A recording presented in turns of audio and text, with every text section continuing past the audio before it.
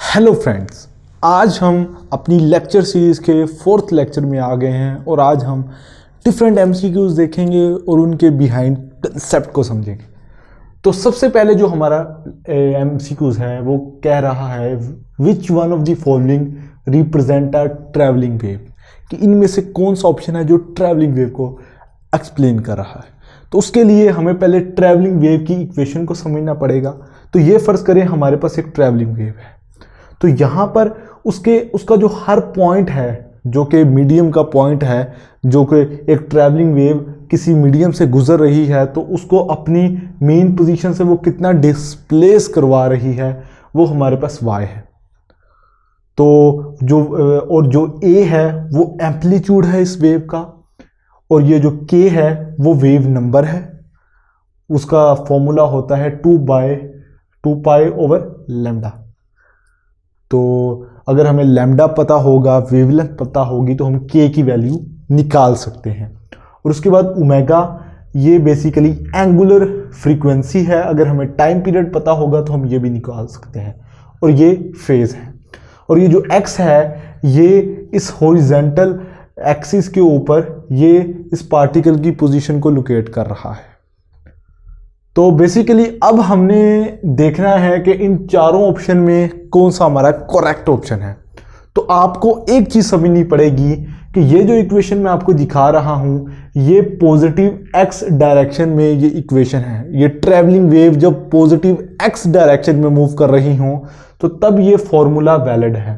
तो उस केस में यहां पर माइनस साइन आता है। अब यहां पर देखें कि इस एमसीक्यूज में कहीं मेंशन नहीं किया गया कि पॉजिटिव या नेगेटिव, तो हमने जस्ट ये देखना है कि करेक्ट फार्मूला कौन सा है। तो उसके हिसाब से अगर हम देखें तो ये सारे ऑप्शन डिस्कार्ड हो जाते हैं।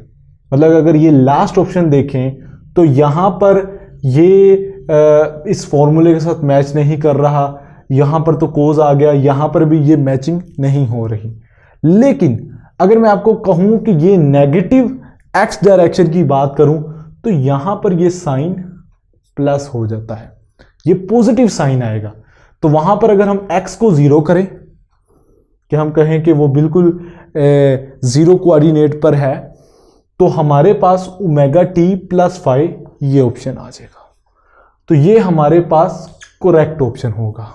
तो आपने यहां पर जो कंसेप्ट ज़हन में रखना है वो नेगेटिव और पॉजिटिव डायरेक्शन का ज़हन में रखना है। अगर पॉजिटिव डायरेक्शन होगी तो यहां पर माइनस साइन आएगा, और अगर नेगेटिव डायरेक्शन होगी तो यहां पर प्लस साइन आएगा। तो उसके साथ आपने रिलेट कर लेना है। अब उसके बाद हम अपने नेक्स्ट एमसीक्यूज की तरफ चलेंगे। जो हमारा नेक्स्ट एमसीक्यूज है वो है ionisation energy of an atom is relative to binding energy of nucleus is. तो वो हमने बताना है कि जो आयनाइजेशन होती है एक एटम की, वो बाइंडिंग एनर्जी जो होती है उससे लेस देन होती है, ग्रेटर देन होती है, क्या होती है। तो इसका करेक्ट ऑप्शन है ग्रेटर देन होती है। कि आयनाइजेशन एनर्जी बेसिकली ये होती है कि एक इलेक्ट्रॉन को हम जो ऑर्बिट कर रहा होता है एटम के गिर्द, उससे बाहर निकालने के लिए जो हमें एनर्जी चाहिए होती है।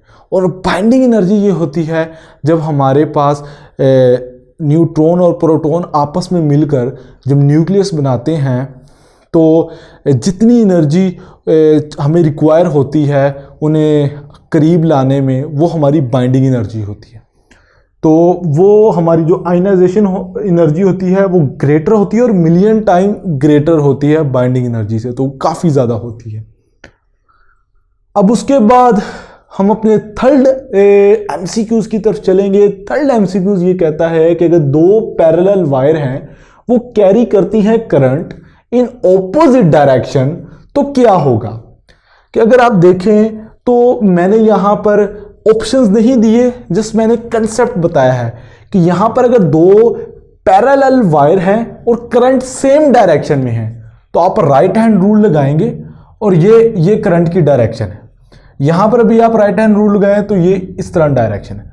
तो आप देखेंगे कि ये दोनों ऑपोजिट हैं। तो जब ये दोनों ऑपोजिट हैं तो यहां पर फील्ड इस जगह पर फील्ड कैंसल आउट कर देगी। Magnetic field.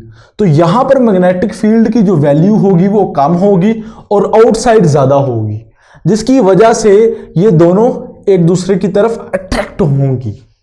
लेकिन इस केस में देखें तो यहां पर मैग्नेटिक फील्ड क्या हो जाएगी, ऐड हो जाएगी ये इन दोनों की, क्योंकि सेम डायरेक्शन में है। तो यहां पर मैग्नेटिक फील्ड की वैल्यू ज्यादा होगी एज कंपेयर टू आउटसाइड, जिसकी वजह से क्या होगा कि रिपल्शन क्रिएट होगी। तो आपने ये कंडक्टर के केस में याद रखना है कि जब कंडक्टर के अंदर सेम डायरेक्शन में दो कंडक्टर के अंदर करंट गुजर रहा हो तो वो अट्रैक्ट करते हैं, और जब ऑपोजिट डायरेक्शन में करंट गुजर रहा हो तो वो रिपेल करेंगे। अब उसके बाद हम अपने नेक्स्ट एमसीक्यूज की तरफ आते हैं कि जी the quantum number which is not involve in describing the orbit of an atomic electron is. तो यहां पर देखिए जो n है वो हमें ऑर्बिट बताता है कि फर्स्ट है, सेकंड है, थर्ड है, और जो हमारे पास l है ये एजीम्यूथल क्वांटम नंबर होता है, n प्रिंसिपल क्वांटम नंबर होता है, और m हमारे पास मैग्नेटिक क्वांटम नंबर होता है। तो ये तीनों हमें इंफॉर्मेशन देते हैं ऑर्बिट के बारे में। लेकिन जो s है ये जस्ट स्पिन की इंफॉर्मेशन देता है कि इलेक्ट्रॉन की स्पिन अपवर्ड है कि डाउनवर्ड है। तो ये जो स्पिन क्वांटम नंबर है ये हमें कोई इंफॉर्मेशन नहीं देता ऑर्बिट ऑफ एटॉमिक इलेक्ट्रॉन की। तो उसके बाद अगर हम बात करें क्वेश्चन नंबर 5 की, तो इसमें हमारे पास ये है कि अगर होल को एक ड्रिल करें अर्थ के अंदर, तो क्या हो कि जब हम अर्थ के सेंटर पे पहुंचे, कि यहां पर अगर मैं यहां पर एक अर्थ ड्रा करूं, तो ये हमने एक होल ड्रिल किया और यहां पर हम अर्थ के सेंटर पे आ गए। तो उन्होंने पूछा है कि सेंटर में जब हम आ जाएंगे तो हमारे पास क्या होगा। तो उस केस में आप ज़हन में रखें कि जैसे हम अर्थ की सेंटर पे आएंगे तो वहां पर हमारा वेट जीरो हो जाएगा। वेट इसलिए जीरो होगा क्योंकि वहां पर ग्रेविटी की जो वैल्यू है, जी की वैल्यू है, वो जीरो हो जाएगी। और जी की वैल्यू जीरो जब हो जाएगी तो क्या होगा कि हमारी एक्सेलरेशन भी जीरो हो जाएगी और पोटेंशियल एनर्जी भी जीरो हो जाएगी। लेकिन उस केस में हमारा मैस ज़रूर रहेगा, क्योंकि मैस बेसिकली हमारा कंस्टिट्यूएंट है, हमारे एटम्स, जिस एटम से हम मिलके बनते हैं। तो हम सेंटर ऑफ अर्थ पे जब जाएंगे तो हमारे एटम्स नहीं ख़त्म हो जाएंगे, वो वहीं रहेंगे, क्वांटिटी ऑफ मैटर वहीं रहेगी। तो जो इसका करेक्ट ऑप्शन होगा वो मैस होगा। और बाकी आपने ये भी ज़हन में रखना है कि जी की वैल्यू सेंटर ऑफ अर्थ पे ज़ीरो होती है, ये भी एमसीक्यूज आ सकता है। उसके बाद क्वेश्चन नंबर 6 हमें ये कहता है कि अगर sound wave goes from air into water, the quantity that remain unchanged is। तो जो क्वांटिटी एक मीडियम से दूसरे मीडियम में जब साउंड वेव जाएगी तो कौन सी ऐसी क्वांटिटी है जो कि रिमेन सेम रहेगी। तो वो हमारे पास फ्रीक्वेंसी रिमेन सेम रहेगी।